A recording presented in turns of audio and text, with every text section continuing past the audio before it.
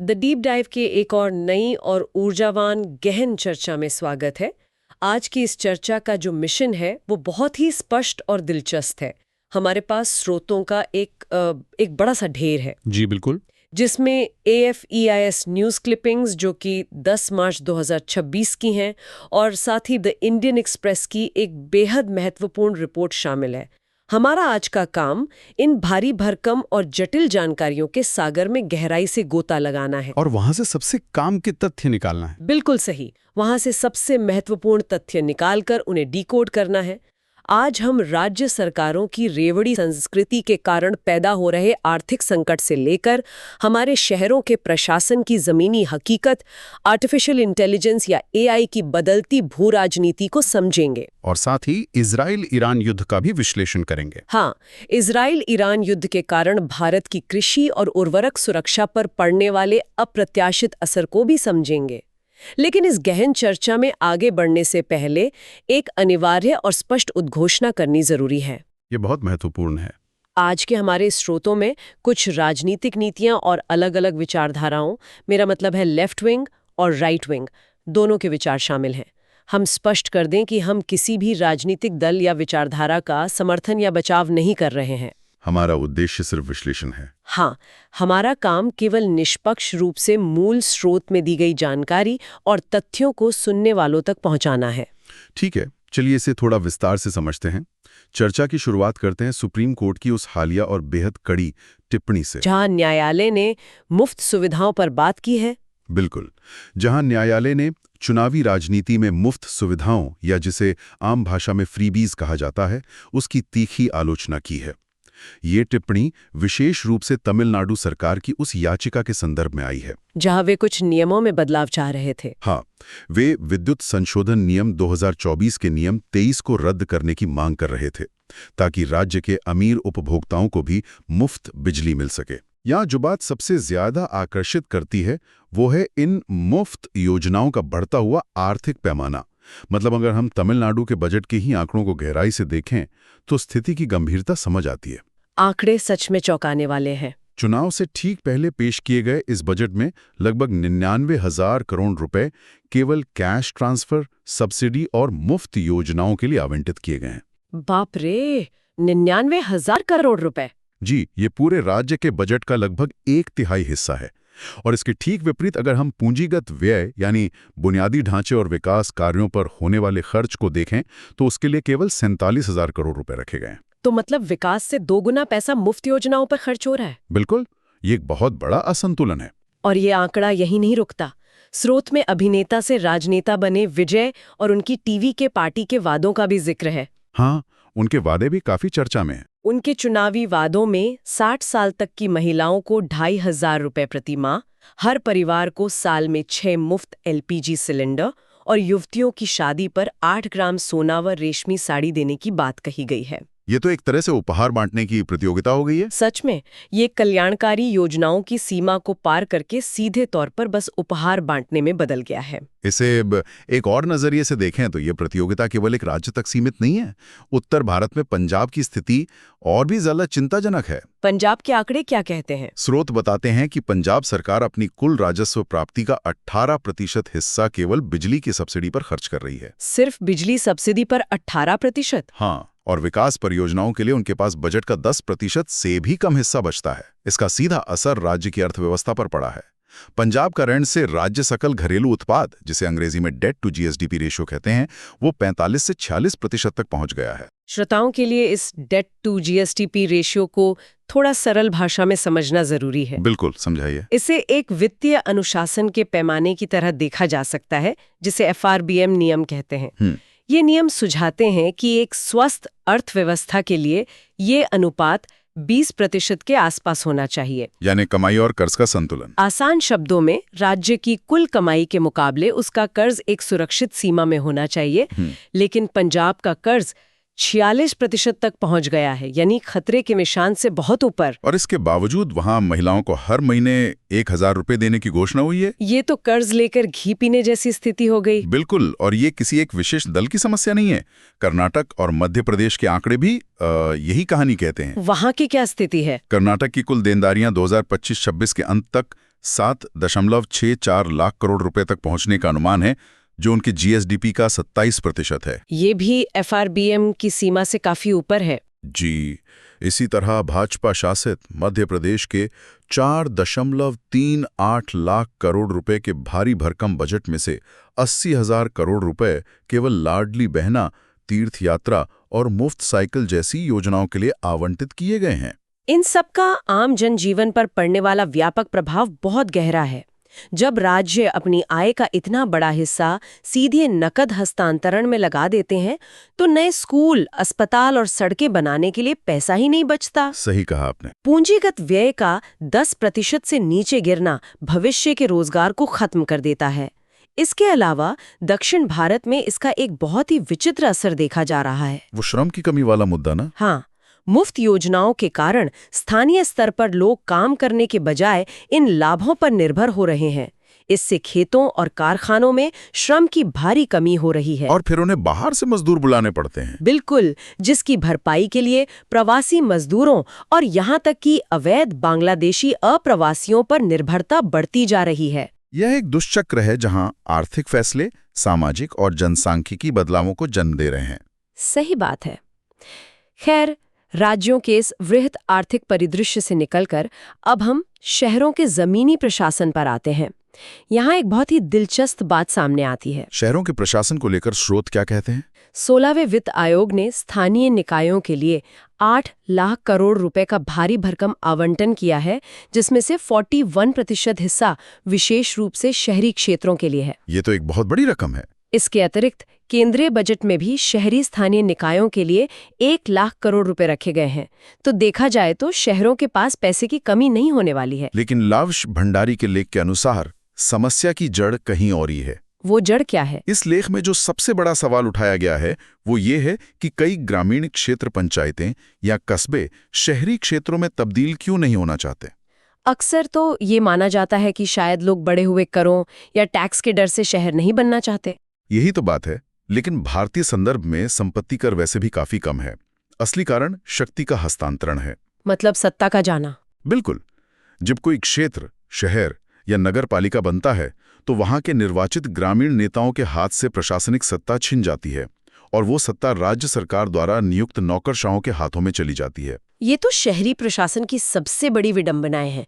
जो मेयर या पार्षद जनता द्वारा चुने जाते हैं, कागजों पर उनके पास कोई वास्तविक वित्तीय या प्रशासनिक शक्तियां नहीं होती। असली शक्ति तो किसी और के पास होती है। हाँ, शहर को चलाने की असली ताकत एक मुख्य प्रशासक या मुख्य कार्यकारी अधिकारी, जिसे हम सीईओ कहते हैं, उसके पास होती है। और समस्या ये है कि ये सीईओ उस शहर की जनता या स्थानीय प्रतिनिधियों के प्रति जवाबदेह नहीं होता।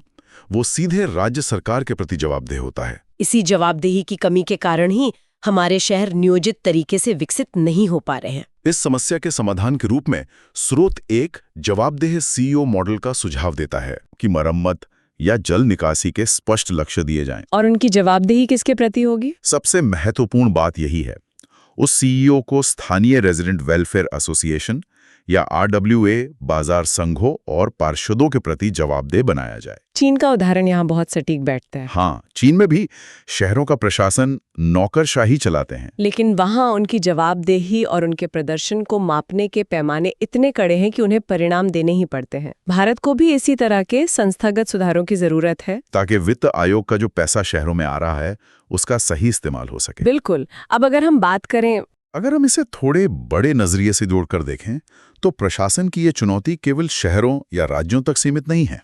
आप वैश्विक प्रशासन की बात कर रहे हैं। जी, विश्व स्तर पर भी एक नए तरह के प्रशासन और शक्ति संतुलन की लड़ाई चल रही है। और इस बार ये लड़ाई जमीन या तेल के लिए नहीं, बल्कि कृत्रिम मेधा यानी आर्टिफिशियल इंटेलिजेंस एआई के लिए है। ये एक बहुत ही नया क्षेत्र है। एआई अब केवल एक साधारण कंप्यूटर सॉफ्टवेयर नहीं है, ये एक रणनीतिक संसाधन बन चुका है। उन्नत चिप्स, विशाल डेटा के भंडार और शक्तिशाली एल्गोरिदम आज के समय की नई पूंजी हैं। और इसी नई पूंजी पर नियंत्रण के लिए दुनिया की महाशक्तियां यानी टेक कंपनियों और राष्ट्र राज्यों के बीच एक भीषण रस्साकशी चल रही है। अमेरिका और चीन का उदाहरण ही देख लीजिए। हाँ, अमेरिका और चीन के बीच उन्नत एआई चिप्स के निर्यात पर जो कड़े नियंत्रण लगाए जा रहे हैं, वो साफ दर्शाता है कि एआई अब राष्ट्रीय सुरक्षा का मुद्दा है। और यूरोप भी इस दौड़ में शामिल है। बिल्कुल।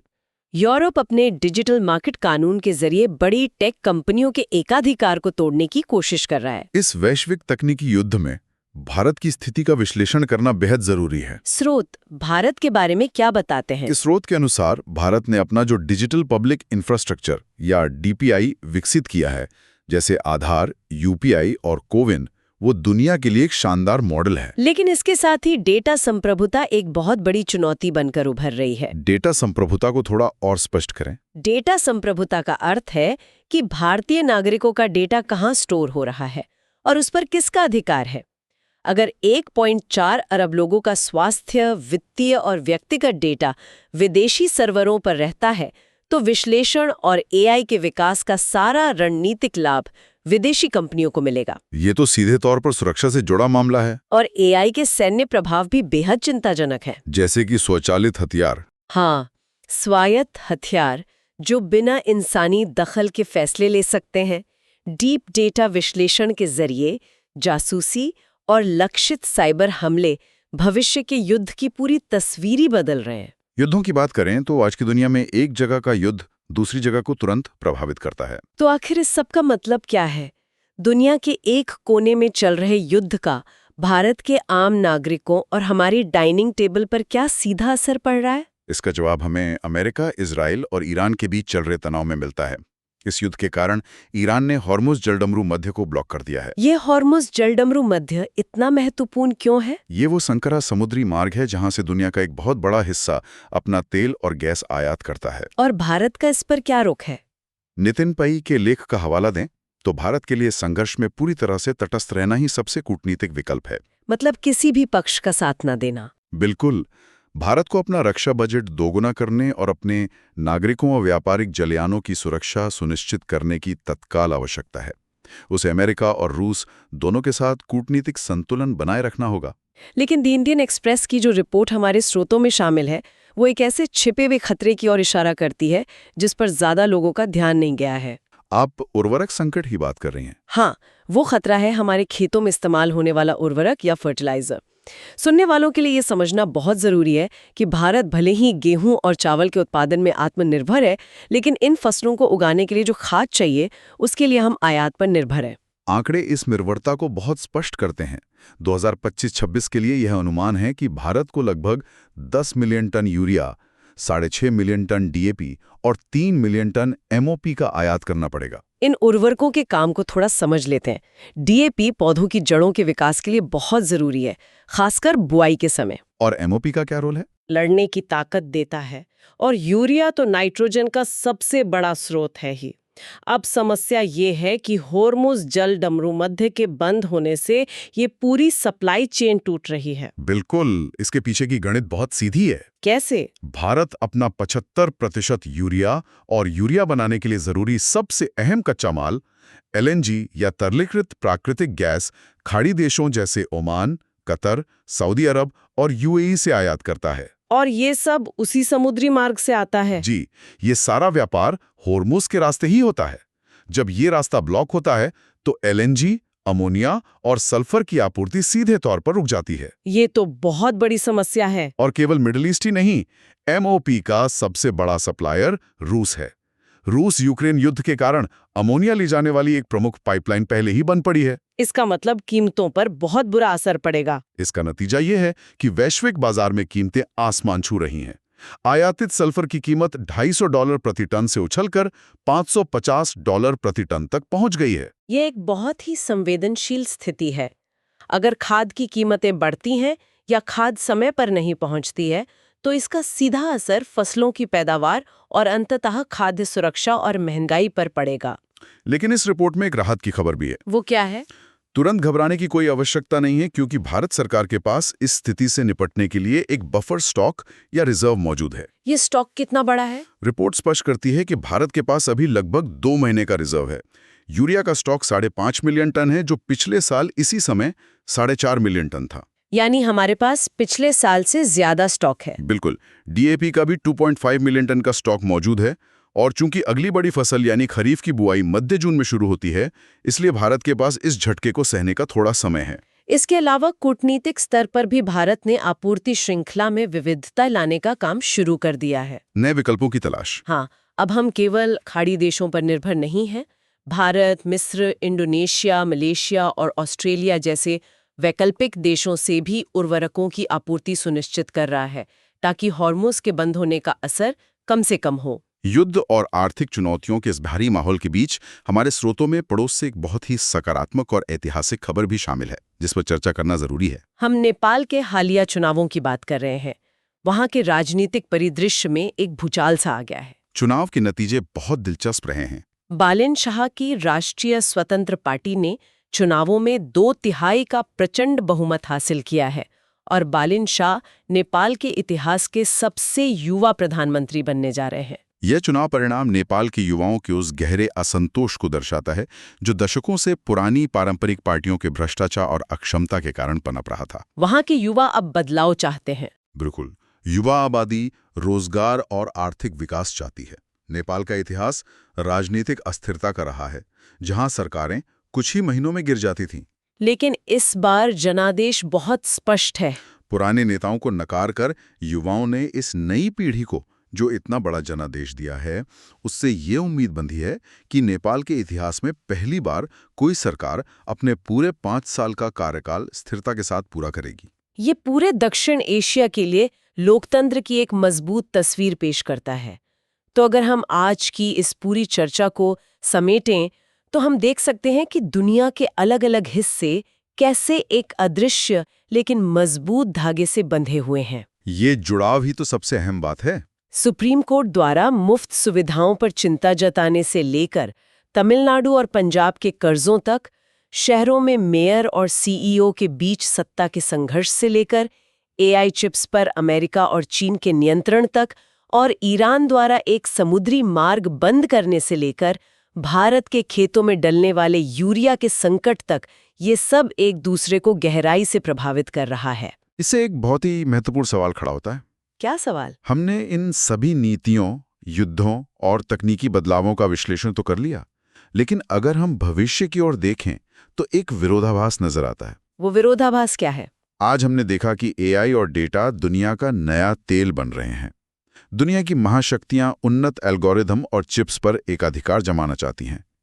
लेकिन ठीक उसी समय हॉर्मुज़ जलडमरू मध्य जैसी पारंपरिक व्यापारिक चौकियों के बंद होने से बुनियादी चीजों की आपूर्ति बाधित हो रही है, जिससे हमारे खेतों के उर्वरक और अंततः हमारी खाद्य सुरक्षा खतरे में पड़ रही है। तो सुनने वालों के लिए ये सोचने वाली बात है, भविष्य में किसी भी देश की असली ताकत किस में होगी?